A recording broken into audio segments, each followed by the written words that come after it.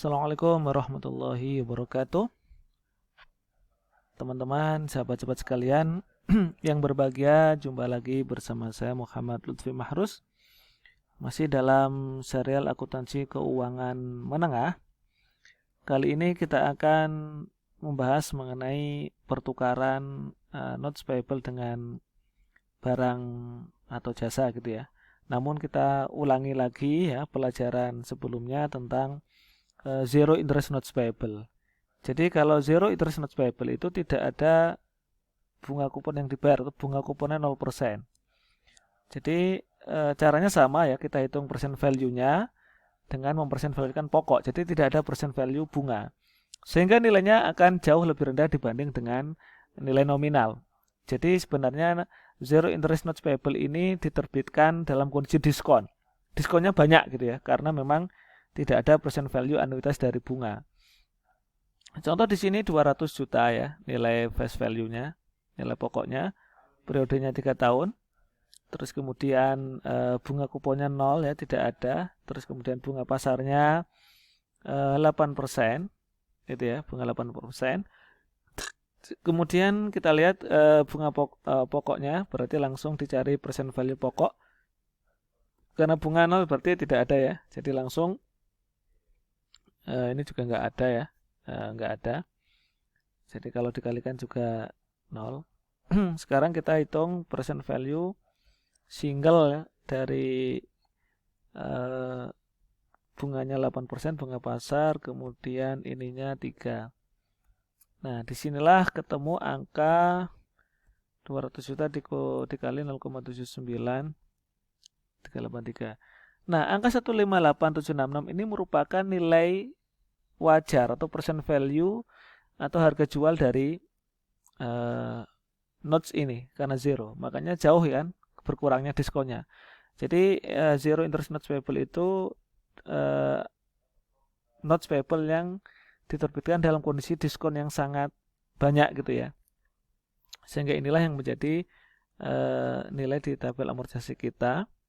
Jadi di sini sudah tidak ada cash paid, jadi langsung amortisasinya sesuai dengan interest expense dan jurnalnya sesuai dengan jurnal yang ada di tabel ya. Di misalnya tahun pertama langsung cash pada notes payable ya, kondisi sesuai dengan percent value. Terus karena tidak ada bayaran bunga, jadi setiap periode hanya mencatat amortisasi saja. Jadi interest expense pada notes payable. Jadi karena diskon ya, akan menambah notes payable. Begitu seterusnya sesuai dengan, jadi tidak ada interest payable atau tidak ada cash yang dibayar.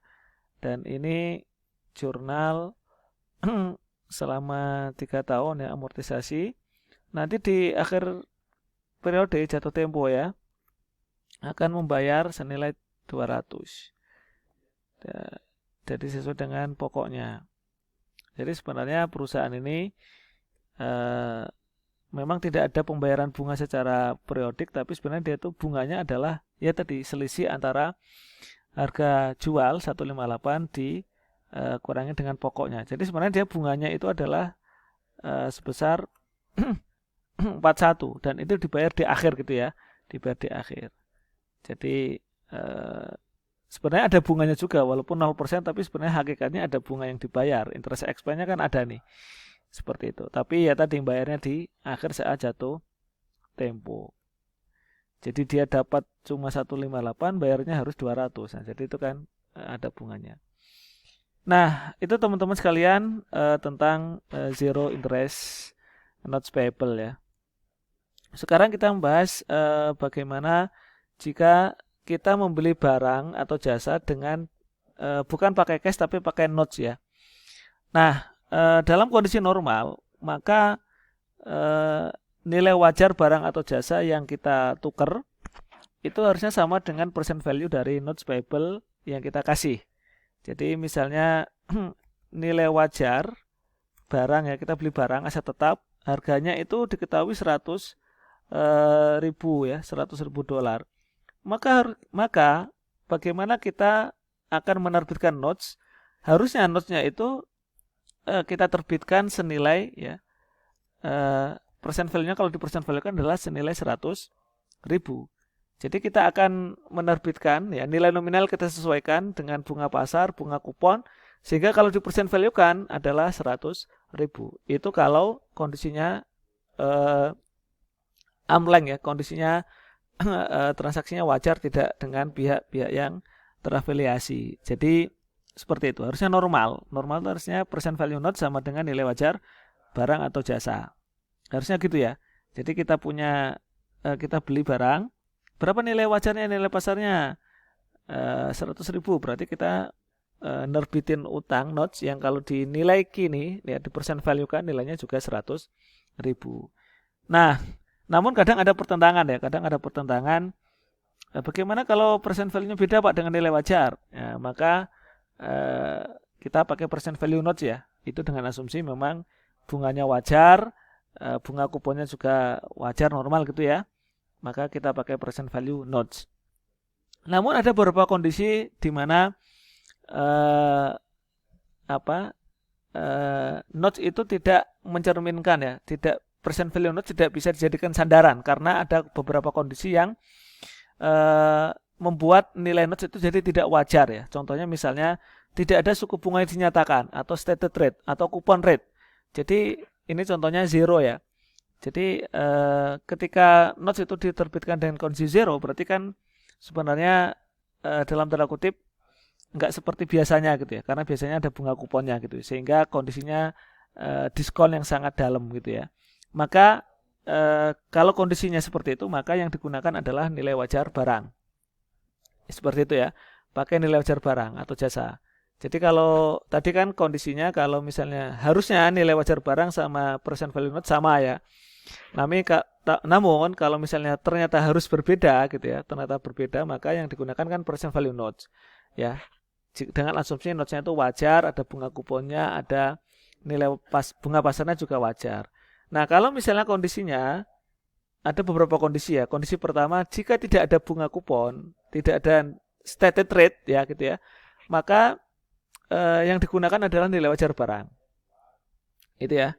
Jadi misalnya ada zero, ada nilai wajar ya, menangkan nilai wajar barang atau jasa.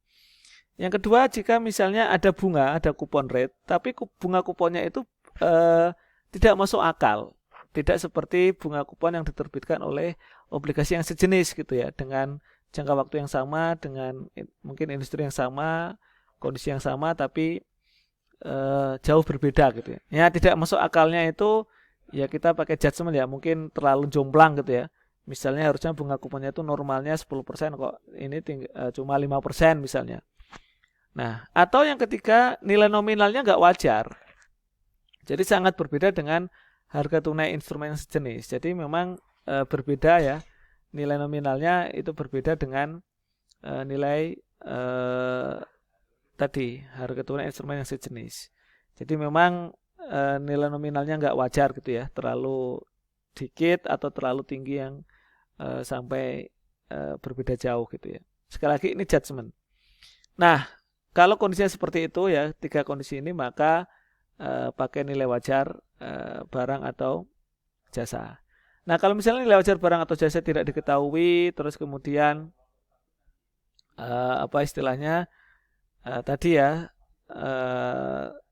tidak diketahui juga nilai atau suku bunga pasar ya, maka perlu menghitung ya imputed interest rate. Jadi kita perlu mencari berapa suku bunga yang sesuai untuk menghitung percent value notes gitu ya. Nah, untuk lebih jelasnya teman-teman sekalian, kita ke ke slide ini. Jadi kita langsung ke contohnya ya. Jadi contohnya kita lihat. Nah, di sini misalnya contohnya adalah membeli barang aset tetap ya. Barang ini kita semua aset tetap dengan apa istilahnya? Dengan menerbitkan present value notes. Nah, ini misalnya kita lihat.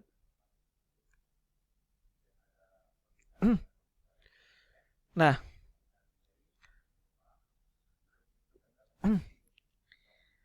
Nah, ini kita lihat misalnya tanah itu nilai wajarnya 200.000.